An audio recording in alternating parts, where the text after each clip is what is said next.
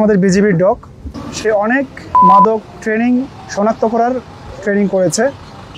তো যখন কোনো অপারেশনাল কাজে আমরা এই ডগ নিয়ে যাই অথবা বিভিন্ন আইসিপি বিভিন্ন চেকপোস্টে আমরা যখন বিভিন্ন গাড়ি তল্লাশি করি, হিউম্যান বডি তল্লাশি করি বা মানুষের লাকেজ ব্যাগ ইত্যাদি তল্লাশি করি, তখন এই ডগ যখনই মাদকগুলো থাকে তখন আমাদেরকে বিভিন্ন ধরনের ইন্ডিকেশন দিয়ে থাকে। যারা আমরা প্রশিক্ষিত ক্যানাইন সদস্য আছি আমরা এই শনাক্তকরণ চিহ্নগুলো দেখলে বুঝতে পারি।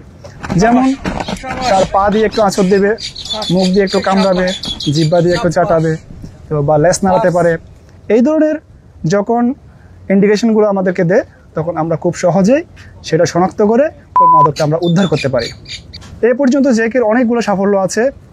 আমরা টেকনাফ হোয়াইখং চেকপোস্টে, তারপরে দমদমিয়া চেকপোস্টে, তারপরে আমরা এই শিলকালি চেকপোস্টে আমরা অনেক সফলতা অর্জন করেছি। অভিযানে আমরা প্রচুর পরিমাণে পেয়াব আটক করতে সক্ষম হয়েছি। যখন সে সফলতা হয় তাকে আমরা ট্রিটমেন্ট হিসাবে কিছু ডগ বিস্কুট আছে, ওই ডগ বিস্কুটগুলো আমরা তাদেরকে দিয়ে থাকি। সে আরও উৎসাহিত হয়, সে আরও বেশি করে কাজ করে। তো আশা করি এই বিজিবি ক্যানাইন ইউনিটের মাধ্যমে আমাদের বিজিবির এবং দেশের অনেক সফলতা বয়ে আসবে। আমরা এই দেশকে মাদক মুক্ত করতে পারবো ইনশাল্লাহ।